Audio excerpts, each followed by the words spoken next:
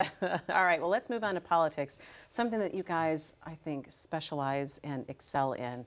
So this past weekend, the Democrats had their convention and kind of set up their slate, and they have a lot of female power, a lot of women leading the ticket, and now there's been some criticism because there is not an African-American candidate on that slate. Nolan, I'm going to start with you because you wrote a column today. Saying that this is not good. This is not good for the Democrats. If you think about what happened to the Democrats in 2016 in the presidential race, they could not turn out Detroit voters. They had a very low turnout in Detroit. They couldn't turn out black voters. And instead of looking at that as an opportunity to fix in this election cycle, I mean, they walked out of Cobo without a single, not just a single Detroiter, without a single Metro Detroiter on that ballot, and no African Americans on their list of endorsed candidates. This is a golden opportunity here for them, and if they're, I mean, this is one way to squander it. Well, you did have, I mean, both Dana Nessel and Jocelyn Benson are Metro Detroiters. Well, if you consider Ann Arbor Metro Detroit, right? Well, Jocelyn lives in Detroit. I think she's in Washtenaw County now. I mean, she's worked here. So, but I mean, I agree that the diversity question is one of the things they're going to have to deal with going into the fall. But the Democrats in the state have made that mistake a lot, and it speaks to some internal dynamics that I think are problematic in the party in terms of identifying and grooming African Americans and Latino candidates early, and then moving them along so that they're in a position to be able to be on these tickets. You still don't know who's going to be the gubernatorial candidate or the lieutenant governor candidate, and those are up. And that's an opportunity. Gretchen. That's an opportunity right there to bring someone in on the ticket and the lieutenant governor's side. I will have to say, though, I think it's very bizarre that we're complaining about women leading the top of the ticket because we've never really had this before. And I mean, this might speak to a shift in what voters want to see. Well, I mean, we have seen women in the Democrat. I mean, we've seen Jennifer Granholm as Attorney General and governor out of that party in the last 2 decades. There's no question there's been an issue with diversity, both gender and ethnic background in the party. It's a good thing that you have 2 women running for Attorney General and Secretary of State. I think given the climate this year, that puts them in a position of real strength going into the fall. But they still are going to have to answer these questions about diversity. I asked Dana Nessel and Jocelyn Benson about it this week when I talked with them. Dana Nessel was super defensive about it. About what? Now hang on. About what? She was really defensive about the question about diversity, and what she did was sort of recite the ways in which she has been a champion for racial justice and equality, and I think that's great. But it's not an either-or, right? You need diversity and that kind of advocacy in a party that says it stands for both. And I think that the party comes up short a lot on the question of diverse slates. And they had an opportunity with they had it in the Attorney General's contest, Pat Miles, an African American from Western Michigan, where you don't often get a whole lot of Democratic nominees, particularly African Americans. And you know, he could have given that ticket what it needs. So now they're going to have to come in and find someone willing to run for lieutenant governor out of Detroit. And so you would think, though, looking at where we are in politics right now, that 18 would be ripe for the Democrats, and especially here in the state of Michigan. But I thought it was a couple of points that were really interesting coming out of the weekend. Is that the UAW-backed candidate Pat Miles did not make it on the slate. So that brings into question the power of labor in terms of where we're going to be in campaigning this year. And then it also speaks to something that you brought up, Stephen, about where is the collective head of the Democratic Party? I mean, they've had a couple of years now to get themselves in this position.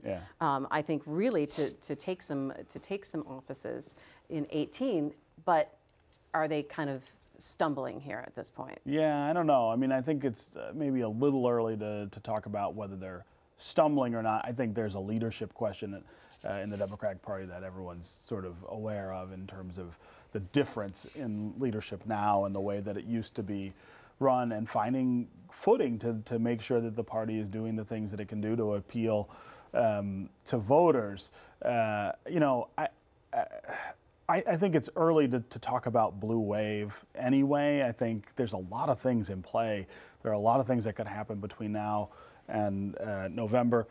Democrats are supposed to win the governor's race this time because historically that's just the way Michigan has gone back and forth between the two parties. But you know, things look different at the national level, and that could have a real influence if there is not an effective way to sort of appeal to those Trump voters. Well, and speaking of difference, President Trump will be coming to Macomb County next week, and I think that kind of speaks to when we start transitioning to looking at the Republicans. Yeah, I mean for governor they're right now. dragging that anchor. I mean, you don't know whether his base is going to be as energized as it was in 16, and even in 16, had you had a more vigorous Democratic turnout, they could have countered that. But I think what you're seeing on the Democratic side now is their Tea Party moment. The Bernie Sanders wing turned up really large at Cobo on Sunday, and that's why Dana Nessel got the nomination instead of Pat Miles, and that's why what muted the UAW's influence. It's that Sanders wing sort of taking over the party. Let me ask you this, Nolan, from your vantage point, if you're a Republican candidate for governor, are you happy or are you a little like, that President Trump is coming into town next week? Well, for the primary, I think you're happy because you still need to get, I mean, the Donald Trump base is still there on the Republican side. I don't think you win without him. I think that's what's hurting Brian Kelly. But can you carry him into the general election is the bigger question. Yeah, so I mean, how do you gauge how close you get or how far away that you stay from President Trump when you're a Republican? Again, it's a different question now than it will be in the fall, and I think if you're Brian Kelly, you have some makeup to do in that regard because you distanced yourself last year, hurt yourself with the base. You got to sort of mend those fences a little bit now in order to get the nomination. So what kind of ground is Brian Kelly making right now? Give us a sense, Nolan, of the jockeying for position.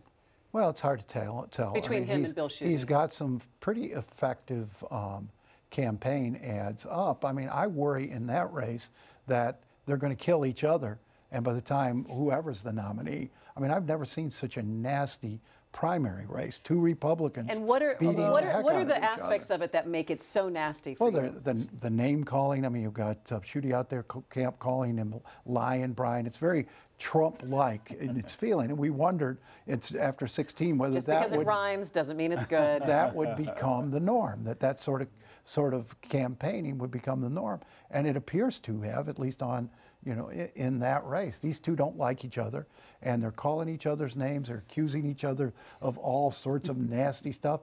And by the time one of them is standing after the primary, I think voters are going to have doubts about either one of them. One of the interesting ads I saw from Bill Schuette, I've seen a couple times, is one in which he appears to be running against Jennifer Granholm. He points out all of these things about the, quote, lost decade, and drags up stuff that is now, 8 years old. So he's really running against Gretchen Whitmer. Is that what he's testing the waters, I think maybe? that will be one of the ways that they try to attack Whitmer if she gets the nomination. But as a primary tool, I think that's probably pretty effective. I mean, there are lots of people, especially in the Republican Party, who have real disaffection with the time that Jennifer Granholm had as governor. But one thing we didn't hear much about, but it happened on Sunday, is Sri Thanandar, the candidate for governor on the Democratic side, an Indian fellow, who boasts that he's the most progressive candidate in the race. And his name recognition is very high thanks to the ads and huge ad buys, and he's got a lot of money. He got run out of the Progressive Caucus. They wouldn't let him speak. They wouldn't let him stay. I mean, this, like I said, I mean, this Sanders wing is not mainstream Democrats. I asked Dana Nessel about that, about how she won. She pointed out that she did get the MEA endorsement. That's a huge mainstream Democratic labor organization, and that she did get a lot of others. I think her argument would be that she has been able to sort of sew together mainstream Democratic support and institutions with the more progressive wing. And if that's true, then she's got a pretty good shot in the Let fall, me ask too. you this, though. By bringing up the fact that you're talking about voters who are not mainstream in the party, are you saying that Bernie Sanders... Not traditional Democrats. Not traditional Democrats, but are you saying that those could be the people that said, I'm either going to vote for Bernie Sanders or Donald Trump? Remember, we heard that a lot? Right. So that you're saying that they could be looking at kind of changing over in the governor's race? They're very much like the Tea Party. They're going to vote. Their loyalty is to their principles, their caucus, their candidate, not necessarily transferable if their person doesn't get the nominee. Yeah. All those Trump voters last time would not have come out to vote for, say, Marco Rubio.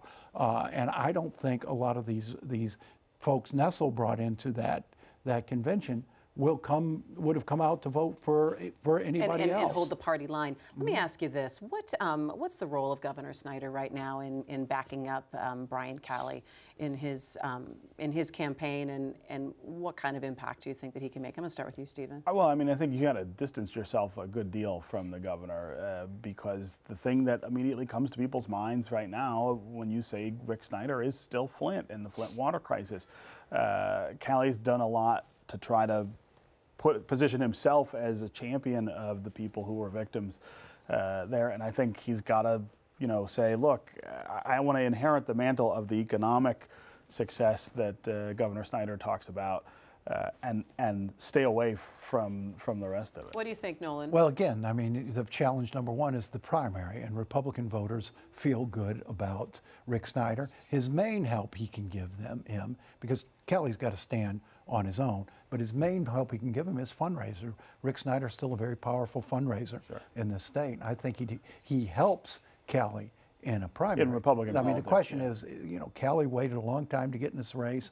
Can he catch up? I was at an event with Brian yesterday, and he's a frustrating person when you think about his political skills. He walked in a room where 15, 20 people were sitting around a table and sat down. And left. Gretchen Whitmer followed him in. She sat down, but before she did, she walked around, introduced herself to everybody. On the way out, she shook everybody's hand. That's a natural politician. Brian is awkward in terms of his political skills. He's a little more cerebral and shy almost, right?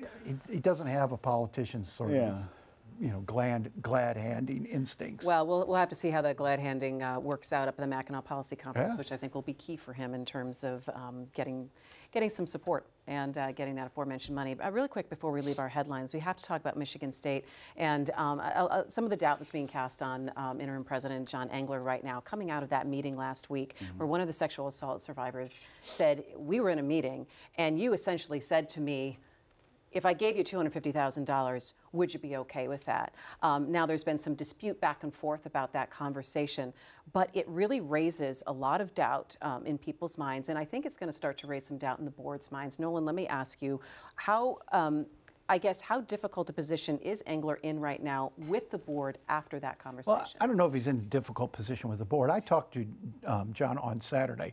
He called and, to say this didn't happen the way it was portrayed. But, I mean, John Engler has a lot of skills that could help Michigan State University. It would have been helpful to hear from him at that meeting and to speak directly and say, whoa, that didn't happen exactly that way. I think the silence was hurtful. He's got a lot of skills. Appearing empathetic is not one of them, and that's one of the things I think that is required here. He's in an extraordinarily difficult situation because on one hand, he does have to embrace these victims and appear sympathetic to them. On the other hand, he's sitting across the table from them in negotiating legal settlements. But he's not. But as he's a representative, he can't say anything here that's going to hurt him over here. But the bull in a china shop way to do business, what he was able to do in the 90s for Michigan, is not going to work in this case. This was the red flag that was standing right in front of this board when they started thinking about hiring John Engler to be their interim president. This is exactly the problem with the way he sees things. There was nothing about what that woman described in that meeting that didn't sound exactly like John Engler, the John Engler we have known for more than 20 years. But when you hear him say what he said, it makes all the sense in the world. So when are we going to hear that from him? And I think that that's what's really important in this. I know he has spoken before at press conferences, but I would love to hear that longer form conversation from John Engler. But look what happened. I mean, the attorney who was in the room there sent a letter to Carol Vivetti. She sent a letter to the board saying,